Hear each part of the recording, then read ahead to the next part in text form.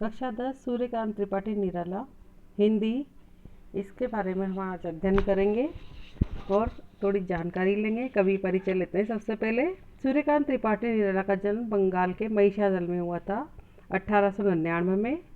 गढ़ा कोला यानी कि उन्नाव उत्तर प्रदेश के निवासी थे और औपचारिक शिक्षा इनकी महिषादल में ही हुई और इन्होंने स्वयं अपने दम पर यानी कि अपने स्वाध्याय से संस्कृत, बंगला, अंग्रेजी का ज्ञान अर्जित किया। इनकी संगीत और दर्शन शास्त्र में भी रुचि थी और इनको रामकृष्ण परमहंस और विवेकानंद की विचारधारा का प्रभाव इन पर काफ़ी देखने को मिलता है। निराला पारिवारिक जीवन से दुखों और संघर्षों से भरा हुआ था इनका जीवन और इन आत्मीय जनों का असामयिक निधन होने से एकदम टूट गए थे और साहित्यिक मोर्चे पर भी इन्होंने अनवरत संघर्ष किया। 1961 में इनका देहांत हो गया और इनकी प्रमुख रचनाएं हैं अनामिका, परिमल, गीतिका, कुकुरमुत्ता, नए पत्ते। उपन्यास है, कहानी है, आलोचना है और निबंध लेखन में भी इनकी रुचि रही है। निराला प्रश्न रचनावली के 8 खंडों में इनका महत्वपूर्ण साहित्य प्रकाशित है। इनकी कविता जो यहाँ पर दी गई है उत्साह, ये एक आह्वान गीत है जो बादल से संबोधित करते हुए लिखा गया है। इनका जो बादल है जो निराला का प्रिय विषय है और बादल की तरह एक तरफ पीड़ित प्यासे जन की आकांक्षा को पूरा करने वाला है, जो दूसरी तरफ बादल नई कल्पना और नए अंकुर और विध्वंस और विप्लव की क्रांति चेतना को संभव करने वाला भी है। व्यापक और समग्र दृष्टि से देखता है और ललित कल्पना और क्रांति चेतना दोनों इसमें समाहित है। सामाजिक क्रांति या बदलाव में साहित्य की भूमिका महत्वपूर्ण होती है और नवजीवन और नूतन कविता के संदर्भों में इसे हम देखते हैं। दूसरी कविता है इनकी अट नहीं रही है, जो फागुन की ओर दृष्टिकोण देते हुए हमें उसकी मादकता के और उसकी सुंदरता के बारे में बताती है, जिससे मन प्रसन्न होता है, मन में सौंदर्य उल्लास का भाव दिखाई पड़ता है और इनके सुंदर शब्दों का चयन भी इसमें किया गया है। तो हम कविता की शुरुआत करते हैं। उत्साह जैसे ही हमारे सामने कोई बड़ी अनोखी सी बात करता है, कुछ मन में उत्साह भर देने वाली बात करता है, तो दुखी व्यक्ति भी दुखी व्यक्ति के मन में भी आत्मविश्वास पैदा करते हैं, ऐसी बात होनी चाहिए। तो वो इस कविता बादल के माध्यम से यहाँ पर कही गई है। बादल गरजो घेर घेर घोर गगन धाराधर हो, ललित ललित काले घुंघराले बाल कल्पना कैसे पाले, विद्युत छवि उर्मे कवि नव जीवन वाले, वज्र छिपा नूतन कविता फिर से भर दो, बादल गरजो।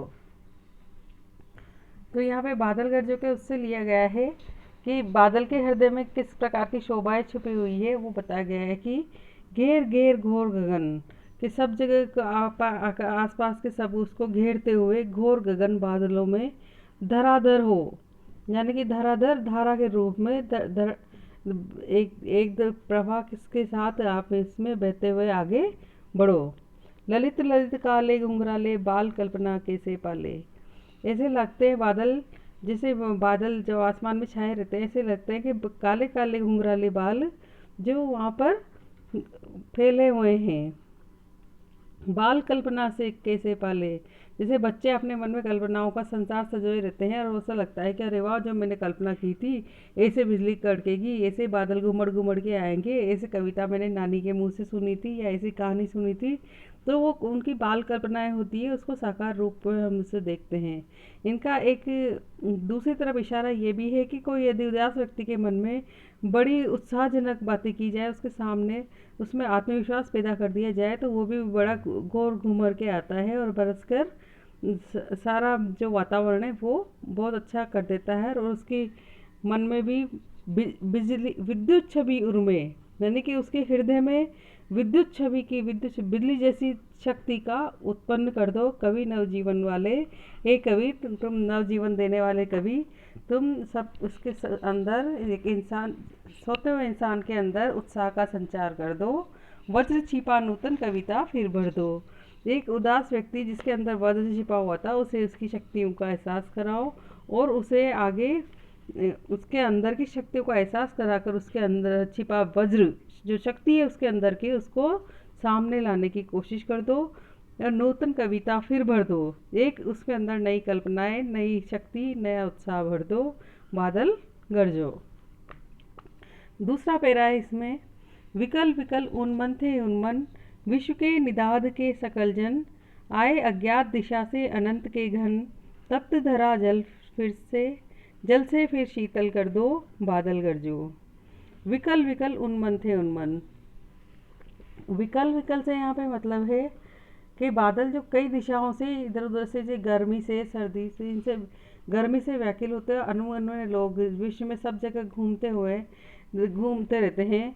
तो उन्मन थे उन्मन यानी कि विकल विकल यानी कि गर्मी से परेशान होते हुए जो लोग इधर तो पूरे संसार में घूम रहे हैं, परेशानी का सामना कर रहे हैं, जैसे उनके विश्व के निदाद के सकल जन, और पूरे संसार में इस तरह से मतलब स्थिति व्याप्त है, जैसे कि तो जैसे ही बादल की गर्जना होती है तो उनके मन में एक संतोष का भाव होता है कि अभी बारिश की बूंदें हमारे ऊपर गिरेगी, हमारी धरती पर, और पूरी जगह जो एक सुंदर सा वातावरण बन जाएगा, और यहाँ पर शांति छा जाएगी, और पेड़ पौधे उगने लगेंगे, और सब जगह का वातावरण शांत होगा, गर्मी कम हो जाएगी।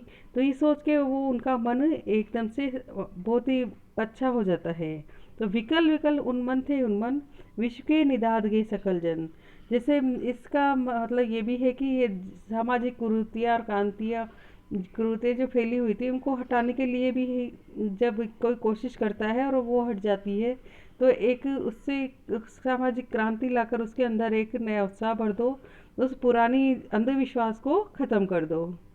आए अज्ञात दिशा से अनंत के घन, तप्त धरा जल फिर से कर दो। हे अज्ञात दिशा से आने वाले अनंत घन ए बादल, तुम तप्त धरा, ये धरती जो तप्त हो ये, इसे फिर से शीतल कर दो, यानी कि शांत कर दो अपने जल से, इसको शांत कर दो, इसके अंदर ठंडाई भर दो, शीतलता भर दो, बादल गरजो। अगली कविता है इसमें, अट नहीं रहिए। अट नहीं रहिए में बताया गया है कि अट नहीं रहिए आबा फागुन की तन सट नहीं रही है। तो अट नहीं रहिए में बताया है कि फागुन मास की जो प्रकृति सुहावनी हो चुकी है, चारों ओर मादक हवाएं चल रही है, वृक्षों के पत्ते लद गए हैं, कहीं हरे तो कहीं लाल पत्ते हैं, और चारों ओर मंद सुगंध वाले फूल खिल उठे हैं, जगह जगह शोभा बिखरी पड़ी है। तो सब जगह इस तरह से लग रहा है कि सारी फागुन की शोभा सब जगह, जैसे कहते हैं ना, कब तो फागुन के महीने में ये करेंगे, फागुन के महीने में वो होगा, पेड़ पौधे अच्छे हरे भरे दिखेंगे। तो सब जगह इसी तरह से भरे सब जगह खिलने लगे हैं, शोभा से वो सब बढ़ने लगे हैं। तो सबका मन भी शांत होने लगा है। कहीं सांस लेते हो घर घर घर भर देते हो, उड़ने को नभ में तुम पर कर देते हो। आँख हटाता हूँ तो हट नहीं रही है, पत्तों से लदी डाल, कहीं हरी कहीं लाल, कहीं पड़ी है उर्में, मंद गंध पुष्पमाल, पाट पाट शोभाश्री पट नहीं रही है। तो इसमें जब भी सांस लेता हूँ तो ऐसा लगता है कि कोई मेरे सामने एक मंद सुगंध सी हम आसपास वायु बह रही है, और नभ में उड़ने का मन करता है। पक्षी भी चहचहाने लगते हैं और नभ में उड़ना चाहते हैं, इधर जाना चाहते हैं, उधर जाना चाहते हैं, पर तालाब के किनारे, फूलों के किनारे एक से दूसरी जगह पर जाते हैं, और आँख पर कर देते हो, आँख हटाता हूँ तो हट नहीं रही है। ऐसा मन करता है कि ऐसे सुंदर दृश्य को मैं देखता ही रहूँ। पत्तों से लदी डाल, और डालियों पे ऐसे पत्ते छा गए, हरे भरे पत्ते छा गए, कई फूल उग गए हैं उन पे, और कई कई उर्मे मंद सुगंध पुष्पमाल, और जो पुष्प की जो गंध है वो इतना मंद जो कर रही है, हमें मदोश से कर रही है कि हमारे उर में समा गई है, हमारे हृदय में समा गई है ये पुष्पमाल। पाट पास शोभासी पट नहीं रही है, मतलब कि ये यहाँ पर घर पाट वाट, कई सांस लेना, घर भर देना, और उड़ने को नभ में उड़ने का मन करना, इस तरह की बातें जो बताई गई है ये मानवीकरण अलंकार के तहत बताई गई है, क्योंकि मनुष्य नभ में उड़ नहीं सकता है, लेकिन पक्षी नभ में उड़ सकता है। तो वे बता रहे कि मनुष्य का मन भी करता है कि मैं भी नभ में उड़ूँ आगे, और ऐसा मन करता है उसका। तो वो अपने आप में एक संतोष का अनुभव करता है। पाट पास शोभासी पट नहीं रही है। तो इतनी शोभायमान हो चुकी है कि अब कितनी ही उसे अलग करने की कोशिश करो, हटाने की कोशिश करो तो हट नहीं रही है और फट नहीं रही है। ठीक है, इसके क्वेश्चन आंसर देखते हैं हम। कवि बादल से फुहार रिमझिम या बरसने के स्थान पर गरजने के लिए कहता है, क्यों? इसके ये CBSE 2018 में आ चुका है ये क्वेश्चन। इसके बारे में बताती हूँ आपको। इसका उत्तर होगा, कवि बादल से फुहार रिमझिम बरसने के स्थान पर गरजने के लिए कहता है क्योंकि कवि बादलों को क्रांति, विप्लव तथा विनाश का प्रतीक मानता है। निराला प्रगतिवादी कवि है। विनाश के उपरांत निर्माण होता है और कवि बादलों की गर्जना को शक्ति का प्रतीक मानकर मनुष्य में उत्साह और साहस भरना चाहता है। गर्जना के उपरांत वर्षा होती है और मनुष्य में उत्साह, साहस, आत्मबल होगा, तभी निर्माण संभव होगा। मनुष्य की कल्पनाएं लक्ष्य प्राप्ति का साधन बनती है, अतः बादलों की गर्जना कविता में नवीन कल्पनाओं का ही प्रतीक है। दूसरा प्रश्न जो है, कविता का शीर्षक उत्साह क्यों रखा गया है? इसका उत्तर है, प्रस्तुत कविता का शीर्षक उत्साह इसलिए रखा गया है क्योंकि कवि ने बादलों की गर्जना को उत्साह का प्रतीक माना है। प्रस्तुत कविता में ओज गुण विद्यमान है। यहाँ पर उत्साह भरा हुआ है ना, उत्साह ओज गुण का माना जाता है। तो इस कविता में ओज गुण विद्यमान है और बादलों की गर्जना नवजीवन का प्रतीक है। मनुष्य में उत्साह होना ही उसकी उन्नति का कारण है। जिसमें उत्साह है उसी में जीवन है। अगला प्रश्न है, कविता में बादल किन किन अर्थों की ओर संकेत करता है?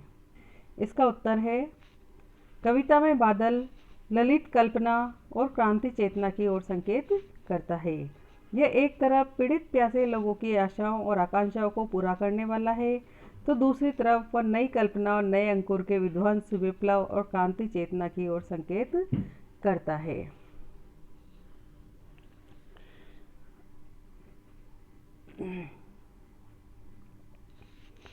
शब्दों का ऐसा प्रयोग। चौथा प्रश्न है, शब्दों का ऐसा प्रयोग जिसमें कविता के किसी खास भाव या दृश्य में ध्वन्यात्मक प्रभाव पैदा हो, नाद सौंदर्य कहलाता है। उत्साह कविता में ऐसे कौन से शब्द हैं जिनमें नाद सौंदर्य मौजूद है? छाट कर लिखें। तो इसका उत्तर है, उत्साह कविता में नाद सौंदर्य युक्त शब्द है, घेर घेर घोर गरजो व्रज। तो ये यहाँ पर उत्साह उत्पन्न होता है।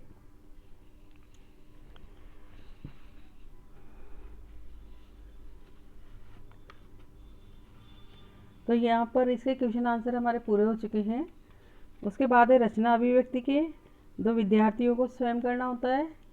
उसके बाद पाठोत्तर सक्रियाएँ हैं, बादलों पर अनेक कविताएं इकट्ठी करके उनका संकलन करके उनका चित्रांकन भी करना है।